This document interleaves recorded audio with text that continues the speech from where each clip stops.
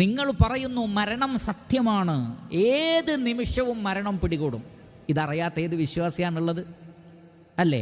ഒമാ തദ്രി നഫ്സും മാദാ തക്സിബു ഗദൻ വമാ തദ്രി നഫ്സും ബിഅയ്യി അർളിൻ തമൂത്ത്. എവിടെ വെച്ച് മരണപ്പെടും, നാളെ എന്ത് ചെയ്യുമെന്ന് ഒരാൾക്കും പറയാൻ പറ്റില്ല. രാവിലെ ആയ ഒരാളോട് വൈകുന്നേരം പ്രതീക്ഷിക്കേണ്ടെന്നാണ് പറഞ്ഞത്, സത്യമല്ലേ? വൈകുന്നേരമായ ഒരാളോട് രാവിലെ നിങ്ങൾക്ക് കിട്ടുമെന്ന് പ്രതീക്ഷിക്കണ്ട എന്നാണ് പറഞ്ഞത്, സത്യമാണ്. ഇതൊക്കെ നമുക്കറിയാം.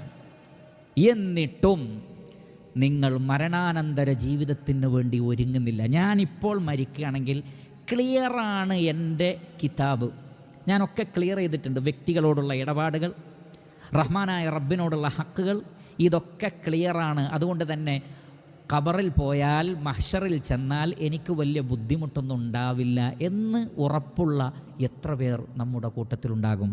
ഞാനും നിങ്ങളും ഗൗരവത്തിൽ ചിന്തിക്കേണ്ടതാണ്.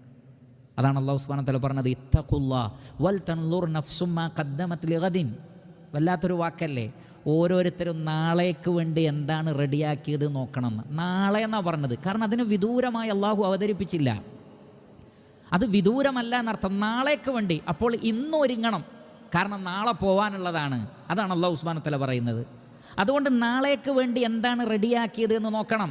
നബി സല്ലല്ലാഹു അലൈഹി വസല്ലം ചോദിക്കപ്പെട്ടില്ലേ, ബുദ്ധിയുള്ള മുഅ്മിൻ ആരാണ്, ബുദ്ധിമാനായ മുഅ്മിൻ? നബി സല്ലല്ലാഹു അലൈഹി വസല്ലം പറഞ്ഞു, അക്സറുഹും ലിൽ മൗതി ദിക്റാ വ അഹ്സനുഹും ലിമാ ബഅദഹു ഇസ്തിഅദാദാ.